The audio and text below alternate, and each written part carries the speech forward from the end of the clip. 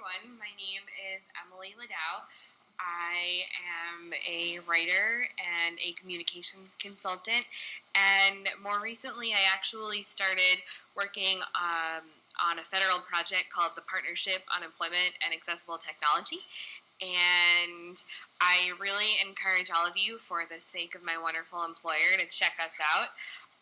We provide tools for employers to improve the level of accessibility in all stages of the process of hiring, of recruiting.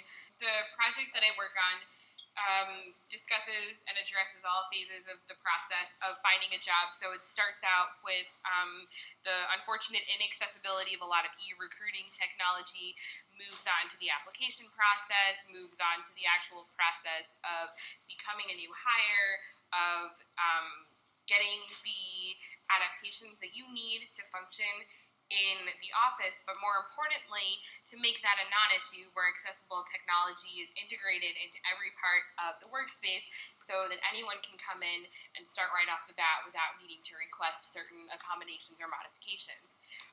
So this has been a recent love of mine, I would say. I really am enjoying the work that I'm doing on it. But aside from that, I think tonight I'm going to spend a little time talking about myself from more of a personal angle, just to address why accessibility is so important to me, and to put a bit of a human face behind it.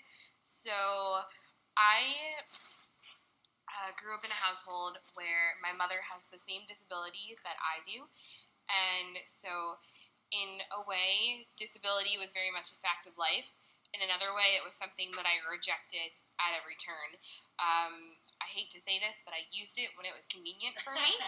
I worked it, and other times I wanted nothing to do with it, and the best compliment you could give me was, I forgot you were in a wheelchair. Moving forward, I started to realize that I couldn't go about life ignoring the elephant in the room. That seems to be the key phrase here tonight. And realized that I could embrace it rather than, outright reject who I was as a person. I mean, having a wheelchair attached to your butt all the time doesn't need to be a negative thing. It's just a part of who I am. And so I started exploring my options as to how I would go about accepting myself, but I realized it's really difficult to accept yourself when it seems like the world around you doesn't yet accept you.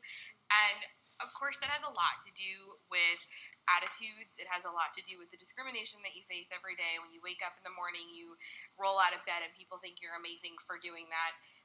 When you get a job and people say, wow, I'm so inspired that you're working. And on the flip side, when they underestimate you, when they say, I don't think you can do that, or you're incapable of doing this, or you're worthless because you use a wheelchair.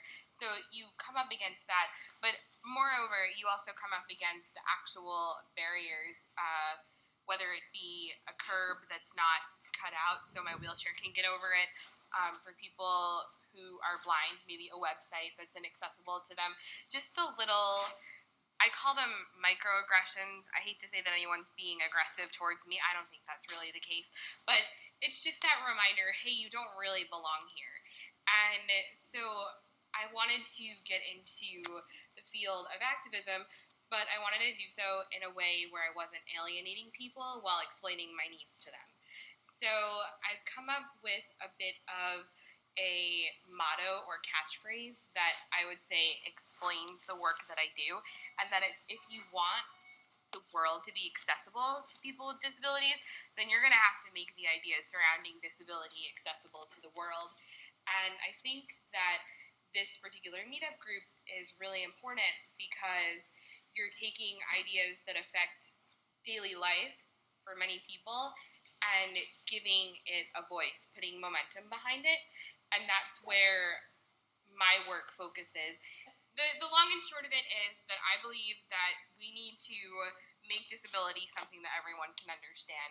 It's often a very jargon-heavy little inner circle community, and we can move beyond that. We can talk about it in ways that make sense to everybody, and that includes accessible technology too, because part of the work that I do with the Partnership on Employment and Accessible Technology is focusing on how we can make everything plain language when we talk about it. Because otherwise, how is anybody going to know what we're talking about? And how is anything going to be accessible if our requests to make things accessible are not accessible? So it really becomes a circle, and I ask people to think about that circle, to think about accessibility at all levels of a project, at all levels of interactions, because that's really where the change starts, when you think about it from the beginning and not when it's an afterthought. And I am going to leave you with that, and thank you again.